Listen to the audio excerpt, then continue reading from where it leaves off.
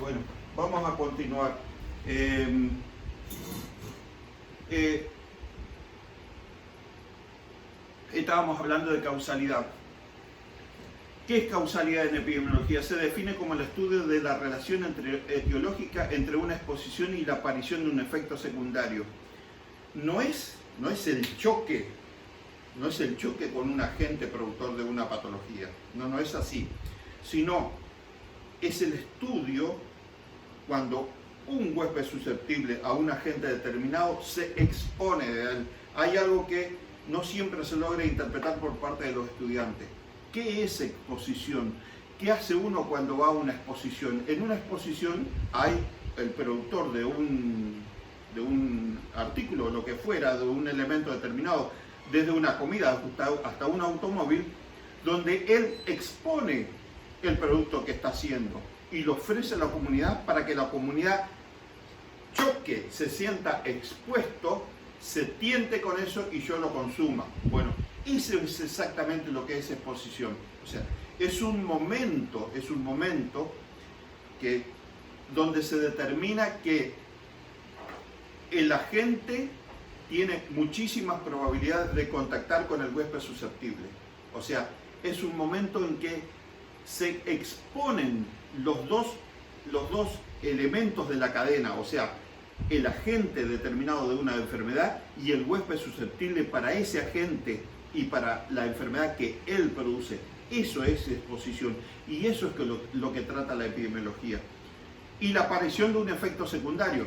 ¿Qué es ese efecto secundario? Y va desde complicación, o sea, afectación del sistema del balance salud-enfermedad para volcarlo hacia la enfermedad misma, la muerte o la curación. Pero no siempre son situaciones no deseables. Muchas veces nosotros nos exponemos a través de la vacunación a la introducción de un agente, de un lisado o de una sustancia determinada propia que se logra de los mismos agentes etiológicos de las enfermedades. Yo me expongo con una necesidad de que mi organismo reaccione frente a la introducción de ese compuesto y forme anticuerpos. Entonces, ese anticuerpo puede, de acuerdo al tipo de vacuna, puede ir en determinado tiempo, puede cubrirme. Por eso uno de los ejemplos más conocidos por ustedes, el tema de la vacunación antirrábica en las mascotas, generalmente cuando se hace en forma adecuada se hace cada año. No es que las defensas, los niveles de anticuerpos están presentes durante un año, por eso se vuelve a reiterar con un año. No, señor, no es así. Más o menos entre los 7 y 8 meses ya declina sustancialmente esa producción, esa defensa que logra a través de la vacunación. Pero no se puede estar procediendo, sobre todo en una población general, con una vacunación con un periodo tan seguido por el tema de los costos y el tema de la parte operativa para hacer la vacunación y el trastorno que provoca, porque prácticamente la población tiene que paralizarse para llevar la mascota a vacunar. Entonces, por eso se tomó como unidad de frecuencia y que trae bastante beneficio un año, o sea, una vez por año hay que hacerlo.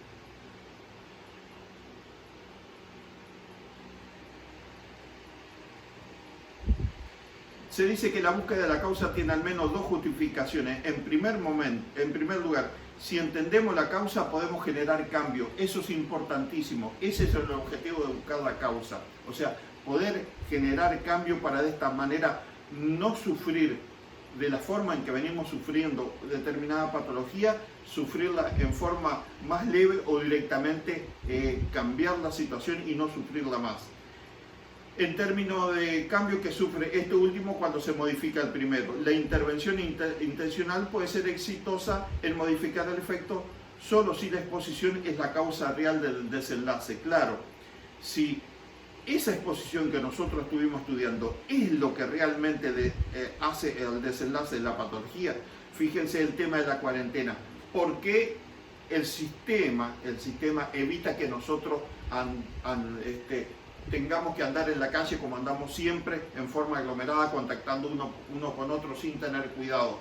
para evitar esa exposición, o sea, para evitar ese momento en que se facilita el contacto entre un agente determinado y el huésped susceptible.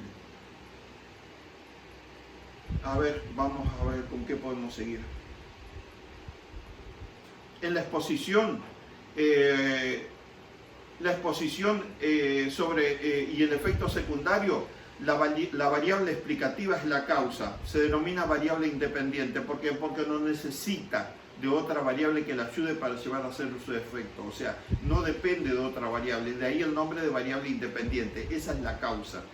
Y el efecto, o sea, esa situación no deseada que nosotros recibimos a causa de un agente, se denomina variable de respuesta. Esa es variable dependiente. ¿Por qué variable dependiente?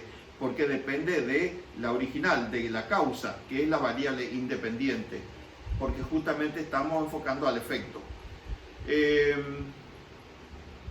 El peso de un animal podría ser una variable de respuesta, y nosotros mismos, y el exceso en la ingestión de alimentos, la variable explicativa, ¿no?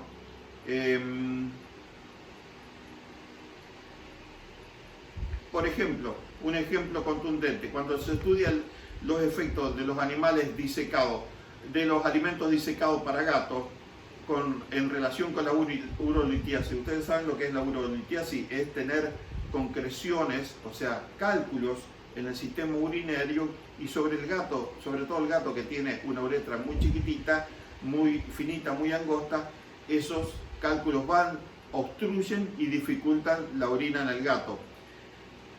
Se hicieron muchos trabajos y hay una asociación directa entre darle esa alimentación excesiva a través de balanceado y el hecho de que los gatos sufran urolitiasis. Entonces, ¿cuál sería la causa del problema de la dificultad en orinar? O sea, la micción que sufren los gatos.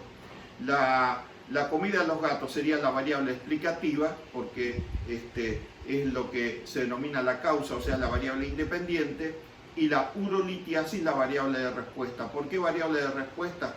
Porque es el efecto, o sea, es la variable dependiente de la causa. Es un ejemplo muy contundente. Bueno,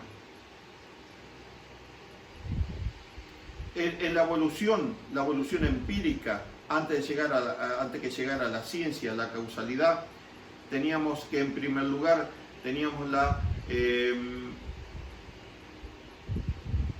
teoría diablo o introducción de malos espíritus. Esto voy muy rapidito. Esto era cuando el individuo era afectado por malos espíritus, entonces se hacían determinadas sesiones para ahuyentar a los espíritus que estaban encerrados en los individuos, y eran espíritus de los muertos o seres sobrehumanos o brujas que tomaban, eso es lo que se suponía, que tomaban a los individuos, y de esta forma, de ahí el nombre de diablo o introducción de malos espíritus. Por eso se hacían ceremonias rituales con encantamiento y hasta como es exorcismo para eso propio que ustedes ven en las películas, ¿no? Exorcizar a una persona, ¿para qué? Para ahuyentarle, para sacarle los malos espíritus.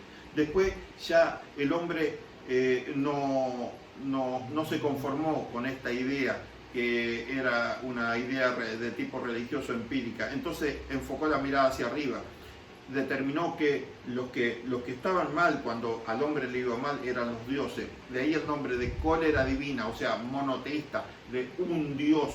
El dios estaba enojado, entonces hacían muchas ofrendas para justamente ahuyentar esos malos espíritus de esas terribles pestes, digamos, o enfermedades que lo estaban aquejando en su momento. La tercera teoría tiene que ver con la teoría metafísica. O sea, acá se dejaron de lado los espíritus en las personas y el tema de la cólera o el ira de los dioses. Acá lo que tenía que ver, se enfocaba a la luna, las estrellas y los cometas. O sea, se enfocaba a las situaciones climáticas, ambientalistas, por así decir. El cuarto también se denomina como causantes humanos de las enfermedades, y para que llegar a lo que es el universo de la ley natural o la famosa teoría miasmática. Esa prácticamente convivió con la primera teoría científica, que fue la unicausalidad establecida por Koch y Pasteur. Pero volviendo a la miasmática, no estaba del todo errado. Hablaba que la enfermedad era el resultado del desajuste de 4 humores, o sea, el tema del calor con las 4 propiedades: calor, humedad, sequedad, frío, aire, tierra y agua y fuego. De esta forma, el aire que rodeaba en una zona que tenía problemas se denominaba ese aire nocivo, ese aire malo, denominado miasma. De ahí el nombre derivó el tema de malaria, o sea, malaria, esa enfermedad que hoy por hoy aqueja tanto a la población humana en ciertos sectores del mundo. Y malaria quiere decir aire viciado que rodeaba los pantanos.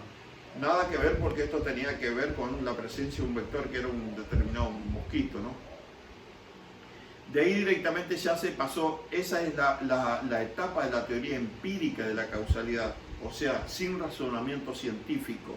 Las cuatro etapas, o sea, los espíritus en las personas, el enojo de los dioses, la metafísica y la teoría miasmática. Después pasamos a lo que es los postulados de Koch.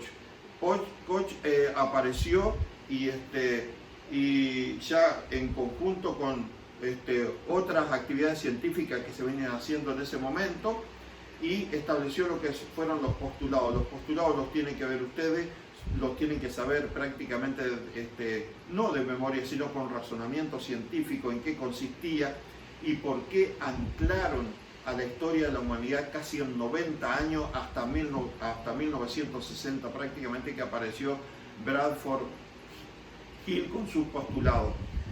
Junto con Pasteur establecieron lo que es la teoría unicausal, o sea, la unicausalidad, la teoría de lo que se llama determinista, un egoísmo terrible. Estaban perfectamente acertados, porque un agente etiológico era el dueño y señor de un proceso patológico, o sea, de una determinada enfermedad. Esto lo llevaron a cabo sobre todo con la tuberculosis y con el vibrio cólera. De esta forma establecieron esa unicausalidad.